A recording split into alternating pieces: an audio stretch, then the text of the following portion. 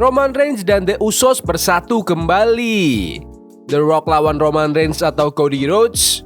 Alasan sebenarnya Samantha Irvin keluar dari WWE. Dan masih banyak lagi. Selamat datang di Extra News, di mana kita akan bahas berita-berita terkini tentang WWE. Sebelum kita lanjut, aku pengen kalian like dan share video ini ke teman-teman kalian yang suka WWE. Dan jangan lupa subscribe, soalnya channel ini upload video berita setiap hari.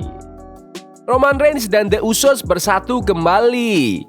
Di pertandingan besar yang bakal diadakan malam sebelum Crown Jewel, laporan terbaru ngelaporin kalau WWE bakal bikin Roman Reigns dan The Usos jadi tim buat ngelawan anggota The Bloodline. Pengumuman ini muncul setelah taping SmackDown terakhir yang diadain minggu kemarin karena roster bakal ada di Arab Saudi minggu ini. Jey Uso nge-surprise dengan reuni sama Jimmy Uso dan Roman Reigns setelah bantuin mereka di pertarungan tag team. Semua ini berawal dari saat The Bloodline gangguin Jey pas dia lagi pertahanin gelar Intercontinental di Raw. Solo Sikoa dan gengnya bantuin Bron Breakker buat ambil gelar dari Jey. Gak terima, Jey muncul di SmackDown minggu kemarin dan gangguin pertandingan tag team yang bikin Tama Tonga dan Tonga Loa kehilangan gelar mereka ke Motor City Machine Guns. Pas taping yang bakal tayang minggu ini, ada segmen promo di ring yang nampilin Roman Reigns dan The Usos yang udah bersatu. Kayak ngasih petunjuk kalau di Crown Jewel mereka bakal ngelawan formasi baru The Bloodline. Tapi WWE belum ngumumin siapa aja anggota yang bakal join sama Solo di pertandingan itu. Menurut kalian, siapa nih yang bakal join Solo di Crown Jewel? Komen di bawah. The Rock lawan Roman Reigns atau Cody Rhodes? Di WrestleMania tahun ini, para fans akhirnya bisa ngelihat Roman Reigns dan The Rock tampil bareng di acara Premium Live Event waktu mereka ngalahin Cody Rhodes dan Seth Rollins di malam pertama WrestleMania 40. Tapi, dengan kemunculan The Final Boss di Bad Blood, banyak yang berspekulasi kalau mereka bakal tampil bareng lagi di acara premium berikutnya. Tapi kali ini, kemungkinan mereka malah jadi lawan. Meskipun The Rock muncul di Bad Blood, Bully Ray bilang kalau Rock sebenarnya nggak lagi langsung terlibat dalam drama Bloodline saat ini. Menurutku, Rock dan Roman, entah itu di Main Event Night 2 SummerSlam tahun depan atau WrestleMania, bakal jadi gede banget. Aku rasa Rock dan Roman bisa ngisi penuh Rose Bowl, dan itu kapasitasnya 100.000 orang, kata dia di Busted Open Radio. Meskipun dia optimis begitu, Bully masih lebih tertarik buat ngelihat apa yang mungkin terjadi antara The Rock dan Cody Rhodes. Menurut kalian lebih ingin melihat The Rock versus Cody atau Rock versus Roman? Komen di bawah. Alasan sebenarnya Samantha Irvin keluar dari WWE.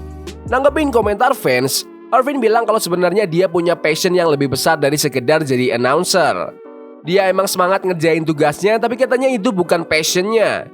Dia ngejelasin kalau jadi announcer itu cuma pintu masuk buat dia, tapi karena nggak ada kesempatan berkembang, akhirnya dia milih nyari opsi lain. Dia nulis, jujur aja, aku nggak suka jadi announcer. Aku serius. Awalnya announcer itu cuma biar aku bisa masuk ke WWE. Aku pengen jadi manajer, atau mungkin bahkan jadi general manager suatu hari nanti.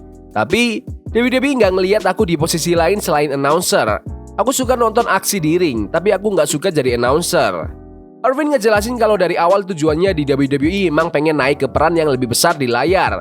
Tapi katanya para eksekutif WWE cuma lihat dia buat kapasitas yang terbatas.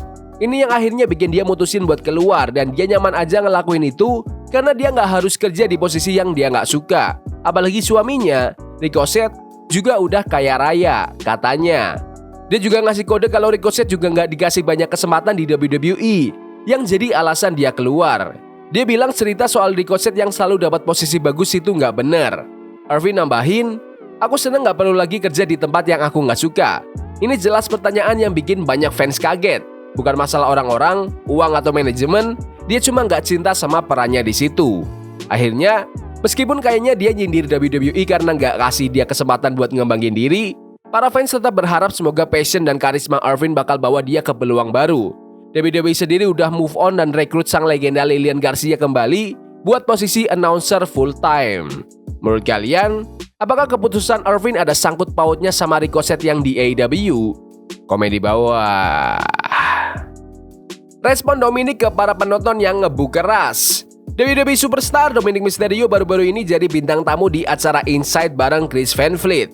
Ketika ditanya soal sorakan bu keras yang dia dapat setiap kali mau ngomong, Dominic ngaku kadang sampai nyerah ngejalanin promonya.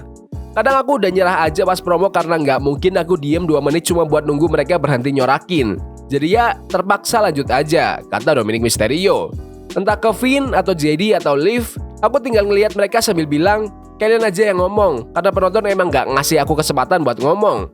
Waktu ditanya kenapa WWE Universe kayaknya sebel banget sama dia, Dominic bilang dia paham kalau orang bisa iri sama dia, tapi nggak ngerti kenapa sampai sebenci itu.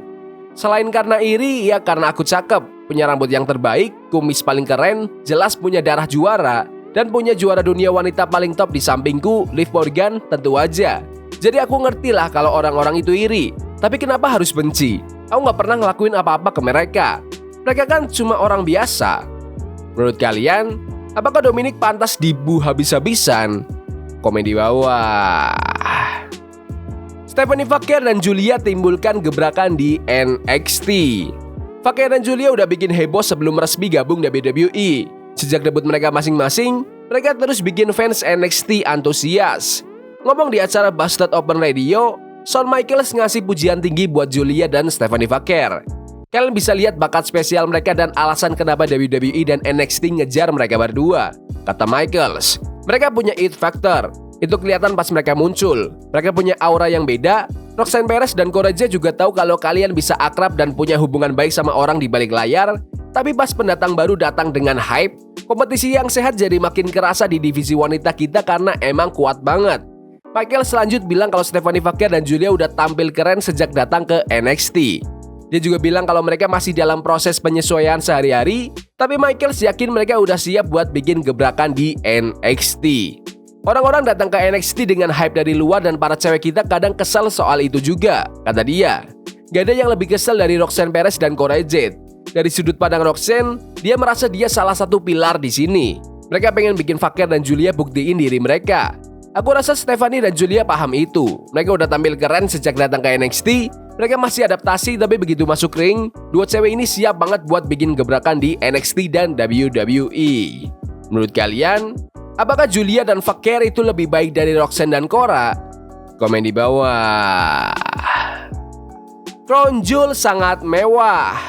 Crown Jewel 2024 janjiin deretan pertandingan besar dengan beberapa bintang utama. Juara WWE Cody Rhodes bakal ngelawan juara World Heavyweight Gunther buat gelar Crown Jewel Championship. Juara dunia wanita Liv Morgan juga bakal tanding lawan juara wanita WWE Nia Jax buat Crown Jewel title untuk wanita.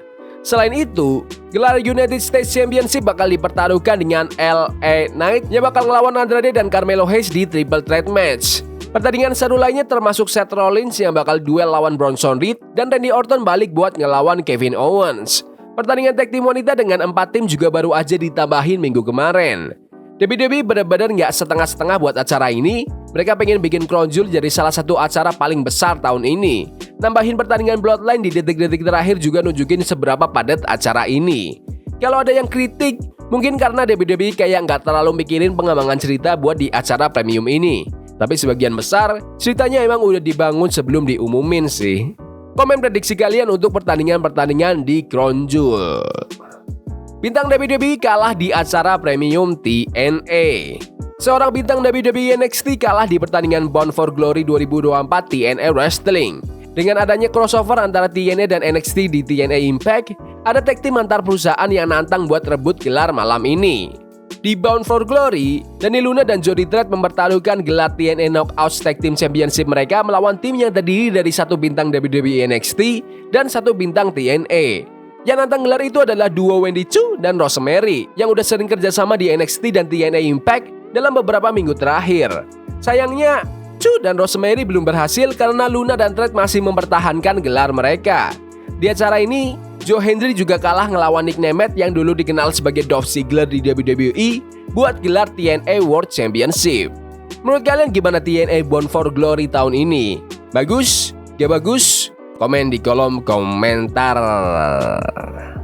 Yaudah gitu aja video berita hari ini. Jangan lupa like dan subscribe ke channel ini karena aku pengen 7.000 subscriber di bulan ini. Tolong bantu. Yes boy. See you. Forbidden fire on Nico, burning for